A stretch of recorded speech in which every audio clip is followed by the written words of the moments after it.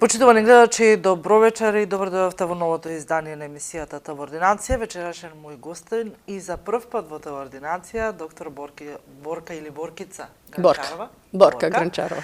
Значи, доктор Борка, вам струмичани па дури пошироко ве познаваат. Само што пред малку спомнавте дека вие сте синоним во Струмица која ќе се каже болести на дојката, така некако и ве врзуваат струмичани. Вечерва, како што кажав, сте прв пат во ТВ Ординација, се надевам дека не и последен пат. Зборуваме токму за проблемите кои настануваат на женската дојка. Добро дојдовте и се надевам дека ова ќе биде само една од плејадата емисии кои што ќе ги создадеме заедно. Ви благодарам многу на поканата. Се разбира дека сите и ние здравствените работници кои сме во оваа проблематика и општо јавноста имаат корист од вакви емисии. Точно е дека уште од 2007 година почна за прв пат да работи мамографијата во Струмица, односно Центарот за дојки. Со тоа и почна моето, мислам, задача, работна обврска на тоа поле, значи со сите сили јас се трудев на ова поле што повеќе да бидам успешна и што повеќе да им помагам на моите пациенти. Така, зборуваме за вечерва за проблемите на дојката. Еден од најчестите проблеми за жал во денешницата е карциномот на дојката, но можеме ли да издвоиме и други проблеми со кои што се соочува дојката кај жената? Како сите органи на човечкото тело што имаат повеќе болести, така и дојката има, освен карциномот, има и други болести на дојката. Тука може дојката да има воспаление. Значи, покрај воспалението може да имаме повреди на дојката, потоа има бенигни состојби, тоа се разни бенигни тумори, цисти и други ендокрини зависни проблеми, односно болести на дојката. Покрај карциномот, значи, постојат и бенигни состојба на дојката. Инаку карциномот е една од најчестите малигни заболувања кај жената. Секоја 8 жена во својот живот има шанса да заболи од карцином на дојка. Малигномот на дојката е едно од најчестите малигни заболувања. Меѓутоа, во последно време ние сме сведоци дека малигните болести имаат голем подем, односно инциденцата на овие болести е голема. Причината за оваа се најразлични. Така, јас се сеќавам на моите почетоци 2005-2006 кога се по агресивно некако здравствените власти настапуваа кон подигање на свеста на жената за самопрегледите, да стануваат се посвесни дека можат да си помогнат пред да настане поголема штета, односно карциномот да замине во некој поодминат стадиум. Па еве и до ден денес, каква е перцепцијата еве од ваша страна, од ваша гледна точка, иако и ние медиумите нели ги следиме статистиките и бројките што велат на државно ниво, колку жената знае дека е свесна за своите здравствени проблеми и за самопрегледите кои што се еден од клучните фактори за рана детекција на карциномот на дојката. Колку нашата жена се освести? Во тие давнишни времења, значи првите години после донесувањето на мамографот и отварањето на овој центар за дојка во општата болница во Струмица, се почна со масовна кампања со различни предавања организирани од владини и невладини организации. Многу од нив беа преку невладини странски организации, а многу од нив беа организирани преку општински невладини организации. Значи, се држеа предавања, речиси ни сите населени места во Струмичкиот крај, а исто така во Валандовскиот крај и така натаму пошироко. Потоа имаше разни значи односно излагања и емисии преку телевизиските куќи и така натаму. Значи, преку сите овие активности се настојуваше да масовно биде информирано населението за проблемот со карциномот на дојката.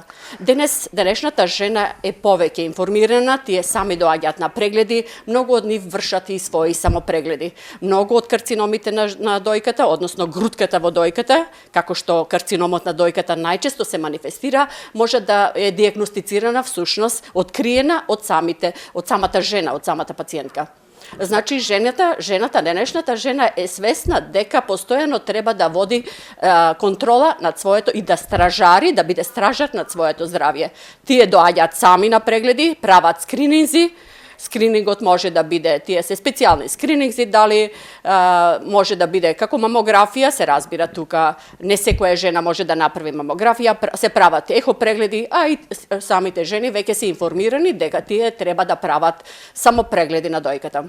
Така, стануваат се посвесни, што за среќа можеби ја намалува стапката на смртност кај жените заболени од карциномот на дојката.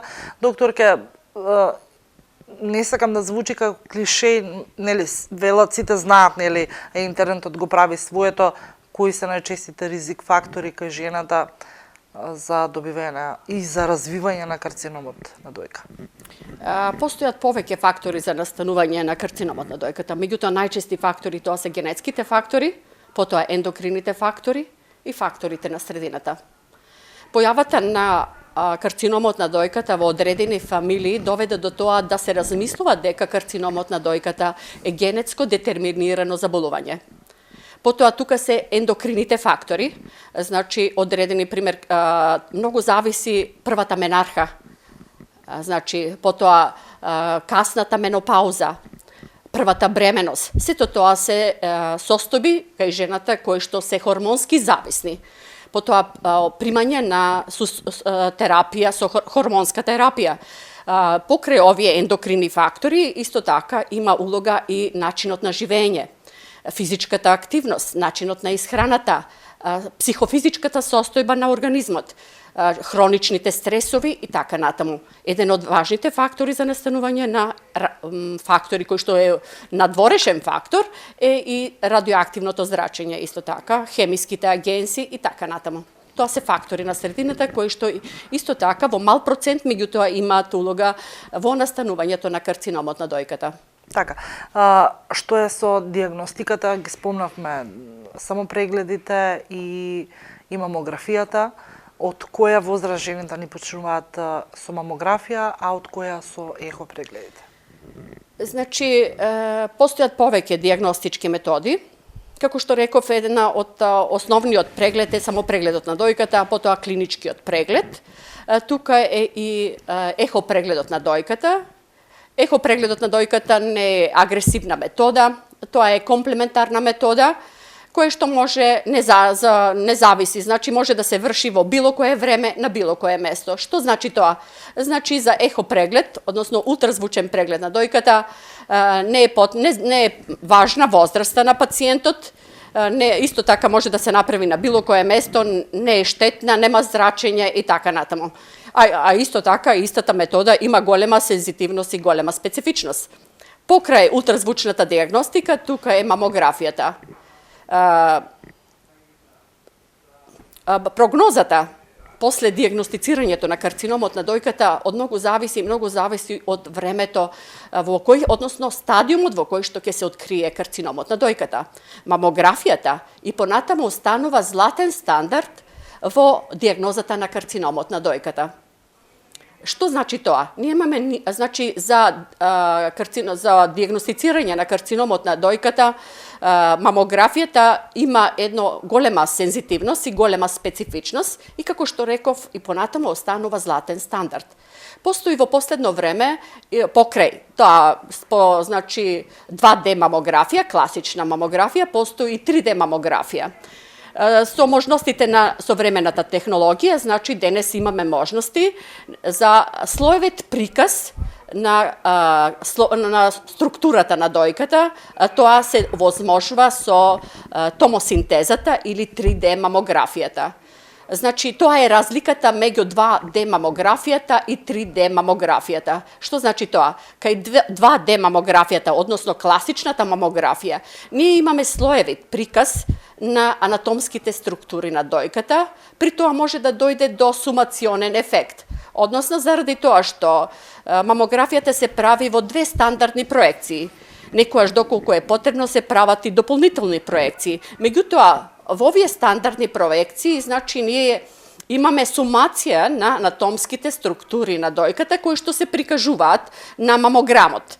А додека кај томосинтезата или 3D мамографијата, како што е познато, имаме слоевит приказ на анатомските структури на дојката, што значи од различни агри и на тој начин се избегнува, значи, овој слоев сумационен ефект на анатомските на структури на дојката и е намалена можноста за добивање на лажни позитивни наоди. Што е лажно позитивен наод? Тоа е кога имаме некоја промена која што можеме да ја видиме на мамограмот и ние суспектна за некаква лезија во дојката.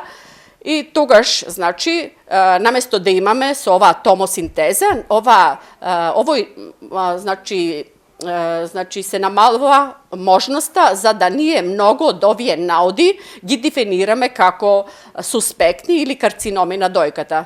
Заради тоа што кај томосинтезата, односно 3D мамографијата, значи, ние немаме препокривање на структурите на дојката, туку имаме слоевит приказ од различни агли.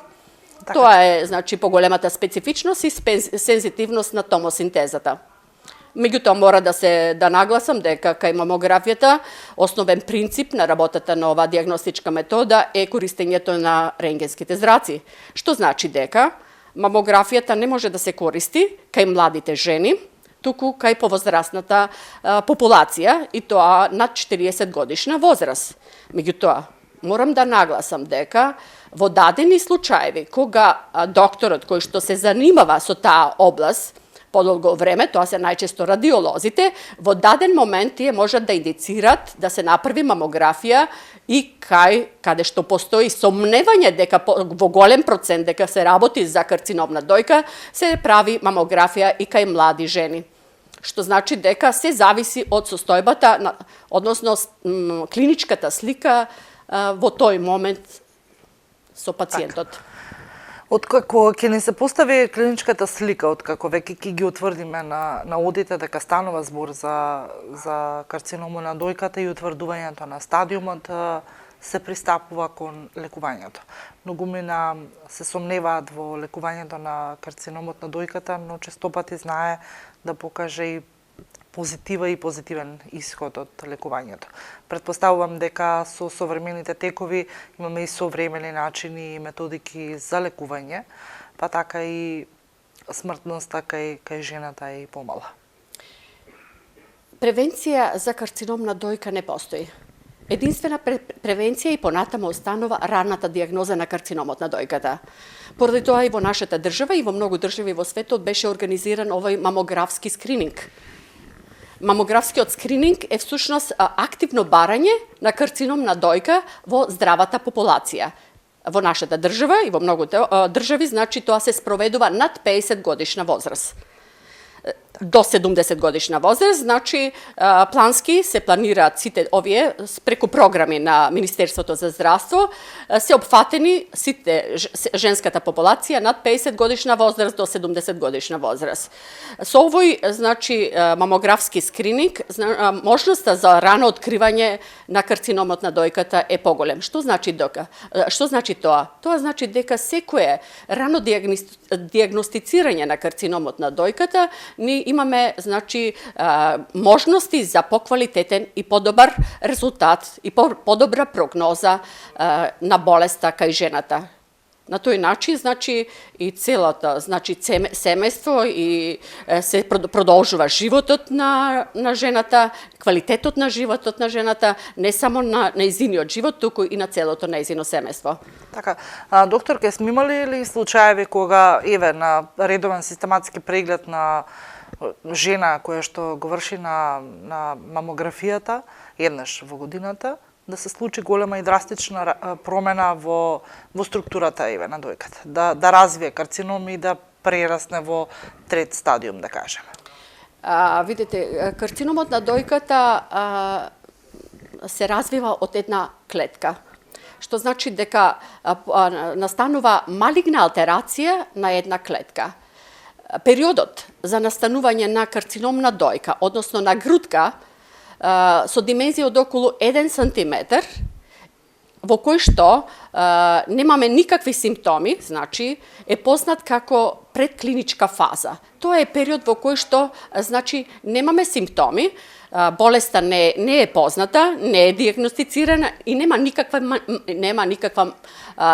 никакви симптоми и нема никаква манифестација.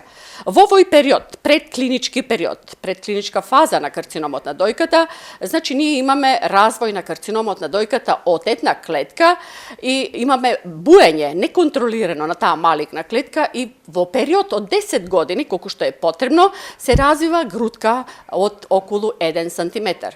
Во овој период се имаме неконтролирана делба на тие малигни клетки. Исто така, и покрај тоа што периодот е несимптоматски, во овој предклинички стадиум на болеста е можна дисеминација на, значи по венски, по лимфен пат, по крвен пат и по лимфен пат на болеста. Што значи тоа?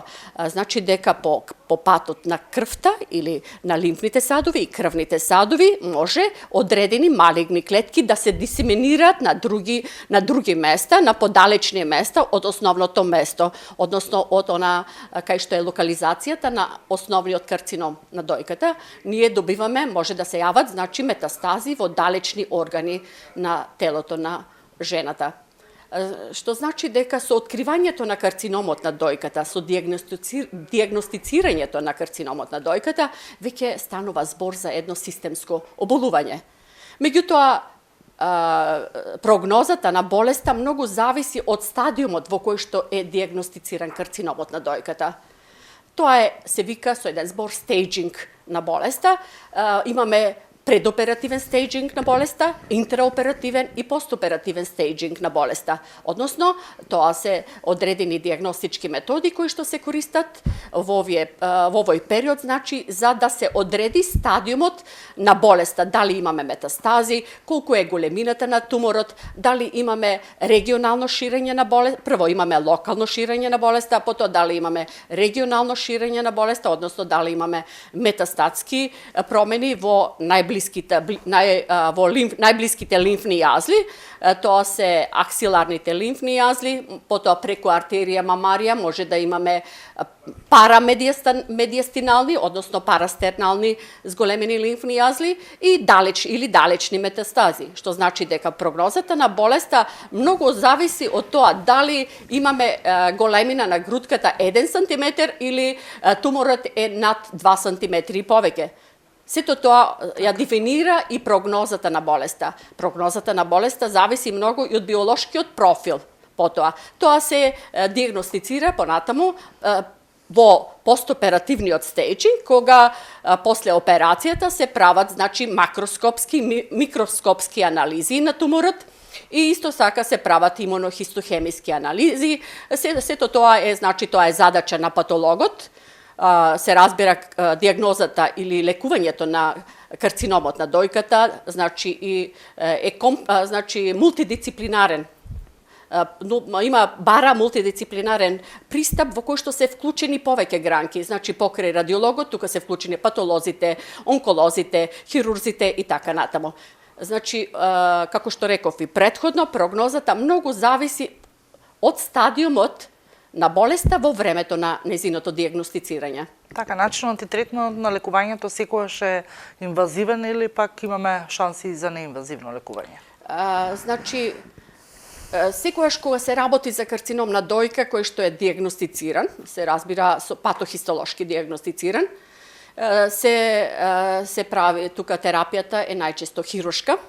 Меѓутоа, дали тоа ќе биде радикална мастектомија со лимфаденектомија, зависи од биолошкиот профил на болеста и, како што реков претходно, од стадиумот на болеста. Во дадени случаеви, значи хирургот прави квадрантектомија, што значи се вади само еден квадрант на дојката, додека немаме агресивен хируршки пристап, односно не се работи радикална мастектомија. Сето тоа зависи, како што реков, од стадиумот на болеста во времето на кој што е болеста диагностицирана. Така, докторке, допред некоја година се сметаше дека карциномот на дојката е карактеристичен за жените после 50-та година, но фактите и бројките зборуваат сега дека се помлада популација не е подлежна на заболување од карциномот на дојката. Што велат наудите? Зошто ваква слика? Уште во почетокот на моето излагање овде реков дека меѓу факторите за настанување на карциномот најважни се генетските фактори, потоа фамилиарната анамнеза. Значи, покрај, како што спомнав, значи покрај тоа што се прави мамографски скрининг, во денешно време се прави генетски скрининг. Каде се прави генетски скрининг? Генетскиот скрининг се прави тамо каде што имаме позитивна фамилиарна анамнеза, односно каде што имаме поголем број на членови од женската популација, од женските членови во семејството или во пошироката фамилија со карцином на дојка. Тука се прават генетски испитувања за да се најдат значи изменети генетски значи промена во гените кои што се од нормални гени кои што се во текот на времето како резултат на одредени мутации или модификации претрпеле промени и тие се претворени во онкогени, односно кан промена на гените. Тоа се неколку се испитуваат канцерогени, не присуството на вакви онкогени како што е HER1, HER2, BRCA1, BRCA2. Значи се прави генетски скрининг. Во денешно време во секој случај значи можноста за рано диагностицирање на карциномот на дојката е голем. Многу зависи не само од работата на здравствените работници, тоа зависи и од самата жена, односно од нејзиното залагање за тоа да го чува своето здравје. Сите ние треба да бидеме стражари над своето здравје, да внимаваме и да го чуваме заради тоа што здравјето е најголема придобивка во нашиот живот. Така, го спомнавте и начинот на живот и се понездравата исхрана која што еве и помладата популација, па еве и ние генерално се храниме на начин таков на каков што не треба да се храниме. Кои се вашите пораки? Значи, меѓу факторите за настанување на карциномот на дојката, уште во почетокот спомнав дека тук многу зависи и од начинот на живење. Физичката активност е многу важна. Значи, многу се важни и психофизичката состојба на организмот, хроничните стресови. Што е пораката? Пораката на денешното време во кое што живееме носи многу стресови. Ние сме постојано под притисок. Еве, поминавме еден период на пандемија во кој што се разбира беше голем притисок за секој од нас. Значи, моја порака е да секој од нас најде начин, модел или одбранбен механизам со кој што сите надворешни влијанија ќе може да ги сведе на минимум, на тој начин да ја задржи таа хармонија во своето тело, во организмот, и духот и телото да бидат во една хармонија, за да имаме еден мир душевен кој што понатаму може да ни гарантира некаков поздрав и поквалитетен живот. За многу статистики еве зборуваат дека почест е карциномот на дојката во одредени личности кои што даваат податок, кои што имале одредени стресови, покрај анксиозни состојби, имало периоди на депресија во нивниот живот или тоа кај многу импулсивни личности, амбициозни личности и така натаму. Што значи дека за да го задржиме нашето здравје, да го сочуваме нашето здравје, основна порака е да најдеме модел, механизам со кој што ние сите надворешни влијанија ќе можеме да ги сведеме на минимум и да можеме да бидеме во хармонија со сите надворешни влијанија, односно Па дури и со себе си. И со себе си, се разбира со себе си, сето тоа да знаеме како да го синхронизираме и да го сведуваме на минимум. А при тоа да бидеме активни, да бидеме квалитетни во својата работа и на сите други полења во животот. Така, ви благодарам, докторке, ми беше чест што бевте вечерва дел од емисијата во ординација. Се надевам дека овдека нема да застанеме, дека ќе зборуваме уште за многу теми кои што ја тиштат денешницата, а и секако целта ни е пред се да ги информираме граѓаните. Ви благодарам и на вас. Ви благодарам вам, почитувани гледачи, што одвоивте време и бевте вечерва заедно со мене и со доктор Гранчарова на тема болести на дојката, односно карциномот на дојката. Се гледаме наредната среда.